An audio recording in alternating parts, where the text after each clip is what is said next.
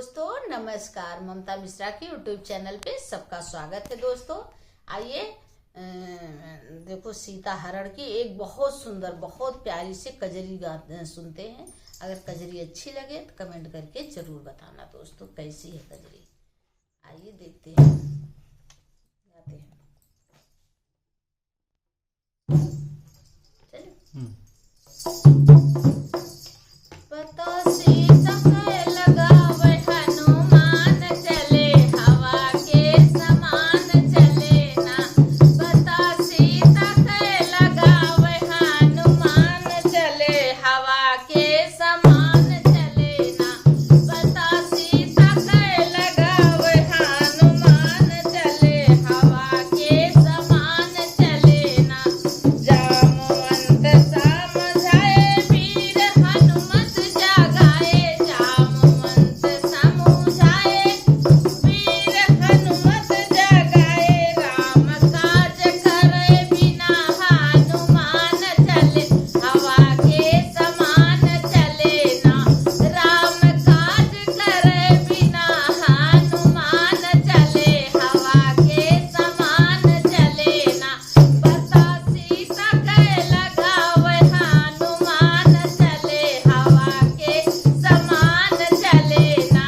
पता सीता के लगावे हनुमान चले हवा के समान चले ना। पता सीता के लगावे हनुमान चले हवा के समान चले ना। सागर बीच गए पहुँच जाई। सागर बीच पहुँच जाई सुरसा गई है भेटाई। सागर बीच पहुँच जाई सुरसा गई है भेटाई। सागर बीच पहुँच जाई सुरसा गई है भेटाई। लदे रूप धई के करके प्रणाम चले हवा के समान चले ना। पता सीता के लगावे हनुमान चले हवा के समान चले ना।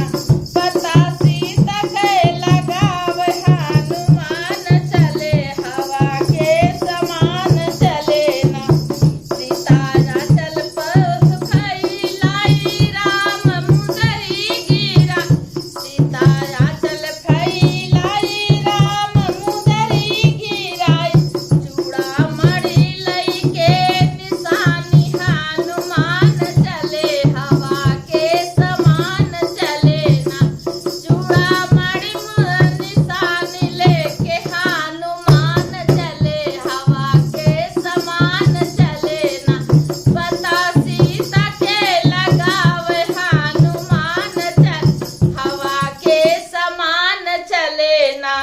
पता सीता के लगावे हनुमान चले हवा के समान चले ना।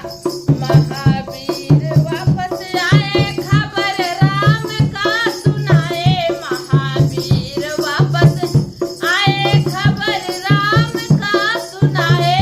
महावीर वापस आए खबर राम का सुनाए।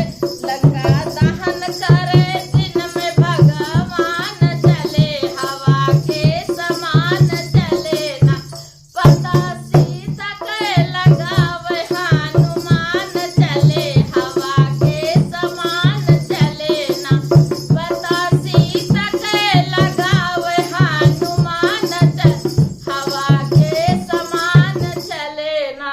दोस्तों मेरी कजरी अच्छी लगे तो कमेंट करके जरूर बताना और लाइव सब्सक्राइब करना। जय श्री राधे राधे।